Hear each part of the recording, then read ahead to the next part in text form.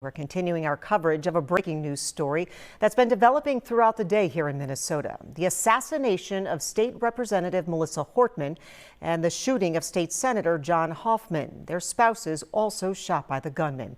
Now, this started around 2 a.m. in Champlin. Police responding to a 911 call, finding both Senator John Hoffman and his wife had been shot. They were taken to the hospital. Both went through surgery and are now recovering. They are both expected to survive. Now, after learning of this shooting, Brooklyn Park police officers proactively went to the home of Representative Hortman around 3:30, where they eventually found both Hortman and her husband shot and killed. But when they got to the scene, they encountered a man dressed as law enforcement and a vehicle that looked like a police squad with flashing lights in the driveway. Now, they engaged in gunfire and he ran into the house. He is currently on the run and an intense manhunt is underway for him. Authorities say this man, 57-year-old Vance Boelter, is the suspect. They're asking for the public's help in locating him. The FBI offering a $50,000 reward for information leading to an arrest and conviction of Boelter. Here's a look at that vehicle that Boelter drove last night. Law enforcement on scene at Representative Hortman's house, putting yellow police tape up around the vehicle, going through the vehicle for hours. Inside it, they found a hit list, so to speak, with lawmakers' names on it, as well as papers with no kings written on them. State officials then telling anyone planning to attend No Kings protests today to avoid them. A shelter in place was put in effect for a 3-mile radius in Brooklyn Park. That was at 5:30 a.m. Now, that was lifted until 3:20 this afternoon. During that time, SWAT teams were out in the neighborhoods trying to locate Boelter along with evidence. So here's what we know about the suspect. He has an extensive police security background. He is the director of security patrols at Praetorian Guard Security Services, a security company based in the Twin Cities metro. Boelter was appointed to the governor's Workforce Development Council by Governor Dayton in 2016 and again in 2019 by Governor Walz. The governor's office appoints thousands of people from all parties to these boards and commissions. The Workforce Development Council has about 60 people on it. Now, if you have information, contact the BCA. That information is right there on your screen, 877-996-6222. Now, as we speak, there are several scenes connected to this manhunt. One of them is in Green Isle, which is about 55 miles from Representative Hortman's home in Brooklyn Park. Several law enforcement agencies on scene just outside of town where Boelter has a family home. It's his primary residence. The River Valley Tactical Truck also on scene. Here's an aerial view of the scene. This Sibley County Sheriff giving an update in the last hour. He says no one was found at the scene, not the suspect or the family, but investigators are working to find evidence at the residence. One of the scenes authorities investigated today is a home in North Minneapolis where Vance Boelter rented a room there. Now, Fox 9 spoke with one of the men who lives there, David Carlson, who said he and his roommates got a text from Boelter today. The message said something along the lines of, "I made some bad choices. I don't want to implicate any of you, but I may be dead soon." Boelter had several vehicles at that home. It's not clear if he left in one of those vehicles. Carlson says he's known Boelter for more than 40 years and told our Mary McGuire that he last spoke to Boelter just last night. Wish I could go back in time and stop him. Say something to stop him. You know, you never know that your best friend's just about to do things that he's accused of doing, and he had to keep it all buried deep inside. And I wish I could have saw it. The image of Boelter in a cowboy hat is from surveillance cameras at the home. We'll show you those in a minute. Those Minneapolis roommates say Boelter's main family home is in Green Isle. When the SWAT team showed up today, they cleared the house using a battering ram and flashbangs. Inside, officers found receipts for items used in this morning's shootings. A lot of reactions from elected officials throughout the country today. Governor Tim Walz speaking briefly this morning, reflecting on the loss of his friend. We're here today because an unspeakable tragedy has unfolded in Minnesota. My good friend and colleague, Speaker Melissa Hortman, and her husband Mark were shot and killed early this morning in what appears to be a politically motivated assassination. Our state lost a great leader, and I lost a dearest of friends.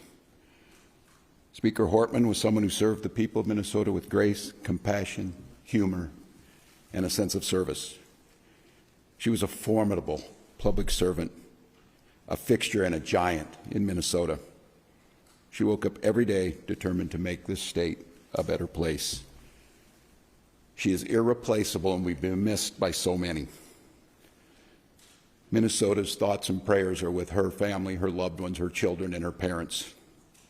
My prayers also go out to State Senator John Hoffman and his wife Yvette, who were each shot multiple times.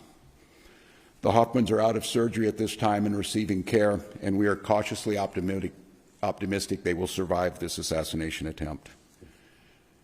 This was an act of targeted political violence. Peaceful discourse is the foundation of our democracy. We don't settle our differences with violence or at gunpoint.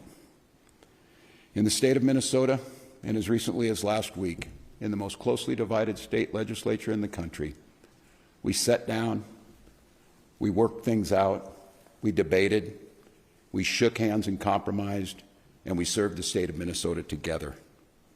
We proved that it's possible, even in these politically charged times, to find compromise and adhere to the principles of democracy and civil discourse.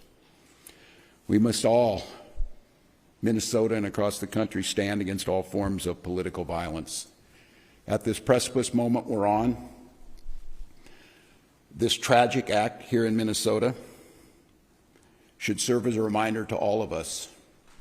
The democracy and the debates in the halls of Congress, in state houses, in school boards, is a way to settle our differences peacefully and move society to a better place.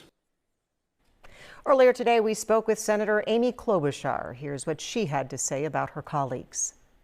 These are the most decent, salt-of-the-earth people who got in their jobs because they wanted to do good. And so my thoughts are with them and their families and making sure that their legacies, Melissa, who we've lost, will live on, and making sure people know what they were about. Because now all of a sudden, understandably, we're focused on a lot of other things, but that's number one. And then my second is catching this madman.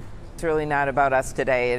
It's about those constituents who are out there who are scared, and we've got to make sure that they find this guy. And then it is about the families of Melissa Hortman and John Hoffman, treasured legislators. Now, we also spoke with former Representative Pat Garofalo. He's a Republican and worked closely with Hortman during his time in the legislature. Here's what he had to say about Hortman and her legacy.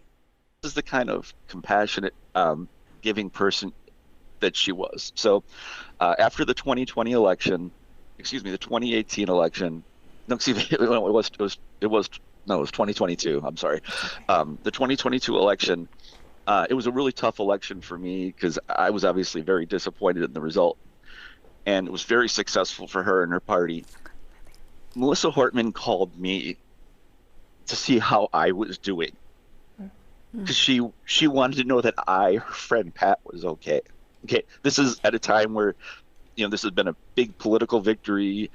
This is, the things that she works towards, like, as a leader of her caucus, this is a huge political success.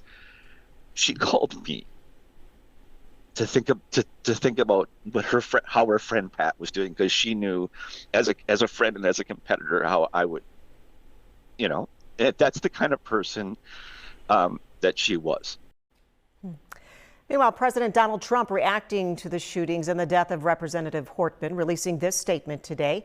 I have been briefed on the terrible shooting that took place in Minnesota, which appears to be a targeted attack against state lawmakers. Our Attorney General Pam Bondi and the FBI are investigating the situation, and they will be prosecuting anyone involved to the fullest extent of the law. Such horrific violence will not be tolerated in the United States of America. God bless the great people of Minnesota, a truly great place. Thanks for joining us here. We will continue to follow this developing story tonight and through the following days and weeks as we learn more information. Join us on Fox 9 after baseball for the latest on the manhunt and the legacy of Representative Melissa Hortman.